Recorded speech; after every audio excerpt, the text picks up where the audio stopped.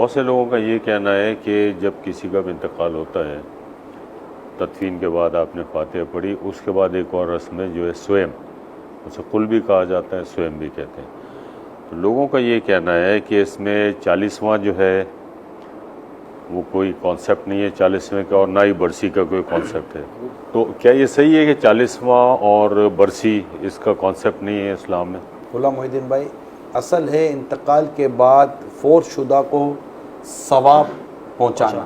اس کو آپ تیسرے دن کر رہے ہیں تو اس کو آپ نے سویم کا نام دے دیا، اس کو 10 کے دن کے بعد کہہ رہے تو 10ویں کا نام دے دیا، 10واں بھی ہوتا ہے، 10واں بھی ہوتا ہے، 40 دن کے بعد کہہ تو 40ویں کا نام دے دیا، سال کے بعد کہہ تو برسی کا نام دے، ایک برس گزر گیا تو برسی کا نام دے دیا۔ تو اس کا تصور اسلام و دین میں ایصال ثواب کا موجود ہے نا، لیکن لازم نہیں کہہ سکتے، نہیں فرض واجب تو کوئی نہیں کہتا، اگر واجب تو کوئی نہیں دیکھیں کہتا۔ دو چیزیں غلام محی الدین بھائی، ایک ہے کہ اس چیز کو لازم یا فرض یا واجب کہنا کہ یہ نہیں کریں گے تو گناہگار ہوں گے، تو وہ گناہگار ہوگا، ٹھیک ہے۔ اور اس کام کو کرنے کو کوئی کہے کہ یہ کام کرنا گناہ ہے تو وہ بھی گناہگار ہوگا، کہ یہ ایسا کام ہے کہ اگر کریں تو آپ کو ثواب ملے گا، نہ کریں تو گناہ نہیں ہے۔ ایک کلچر کو تھوڑا سا آپ میرا ساتھ دیں، شو بیس کے اندر جب اس فیلڈ کا کوئی شخص دنیا سے جاتا ہے اور جب اس کی برسی منائی جاتی ہے تو برسی پر اگر گلوکار گیا ہے تو اس کے گانے بجائے جائیں گے، اگر ایکٹر گیا ہے تو اس کی اداکاری دکھائی جائے گی۔ مسئلہ یہ ہے کہ یہ مرنے کے بعد اس کی برسی پر اس کے گانے ہوں گے، یہ طبقہ ہے۔ اور ایک طبقہ وہ ہے اس کے سال پورا ہونے پر لوگ قرآن خوانی کرتے ہیں، اس پر کوئی ٹھیک ٹھاک اور ٹھاک ٹھیک آپ کے یہاں ایک ہیزیٹیشن ہونا چاہیے کہ یار کیا مطلب میرے مرنے کے بعد بھی تم دنیا کو یہ دکھاؤ گے کہ میں یہ کام کرتا تھا، نمبر 1۔ نمبر 2، اس فیلڈ کے حوالے سے جو آپ کی فیلڈ ہے، اور آپ کو پتہ بھی ہے کہ اس فیلڈ کے اندر کتنی کمزوریاں ہیں، کتنے غیر شرعی معاملات ہیں، عورت کا معاملہ، موسیقی کا معاملہ، بے پردگی وغیرہ وغیرہ۔ اب اس پورے مطلب کہ گناہ کے پلندے پر کھڑے ہو کر اس کا قد اونچا ہو گیا اور لوگ اس کو پہچانتے تو کہتا ہے سب اللہ کا شکر ہے، ہاں کہتے اللہ نے عزت دی ہے، یہ سب اللہ کا کرم ہے۔ تو گناہ اللہ کا کرم نہیں ہو سکتا ذوالقرنین بھائی، میں آپ کو جو باٹم کی بات بتا رہا ہوں، گناہ اللہ کا کرم نہیں ہو سکتا، اللہ کا کرم تو نیکی ہے۔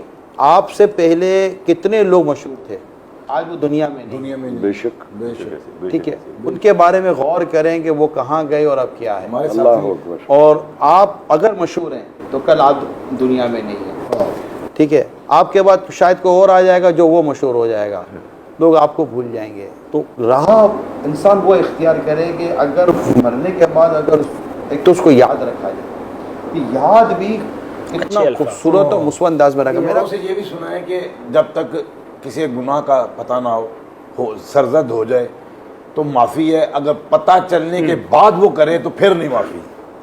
جان تو بندہ کہہ رہا ہے ساری زندگی پڑھتا ہی نہیں ہوں اور جناب سارے کام کرتا رہتا ہوں، تو علم ہوگا ہی نہیں تو گناہ ہی نہیں ہوگا، علم نہ ہونا الگ گناہ ہے۔ یہ تو ضرور کہتے ہیں لوگ، بھائی 5 وقت کی نماز پڑھا کرو، یہ کوئی نہیں کہتا تمہیں نماز پڑھنی آتی ہے، پڑھ کے بتاؤ کیا پڑھتے ہو، صحیح آتی ہے نہیں آتی، اس کی تصحیح کروائے، اس کو صحیح ڈائریکشن میں یہ کوئی نہیں کہے گا۔ اب وہ صحیح پڑھ رہا ہے یا نہیں پڑھ رہا ہے، اس کی ذمہ داری کس پہ ہے؟ پچھلے دنوں پاکستان میں شجر کاری مہم اپنے زوروں پر، ٹھیک ہے، یقیناً درخت لگانا کار ثواب ہے، لیکن ایسی کون سی جگہ ہے جہاں درخت لگاؤ گے تو آپ کو گناہ ہوگا؟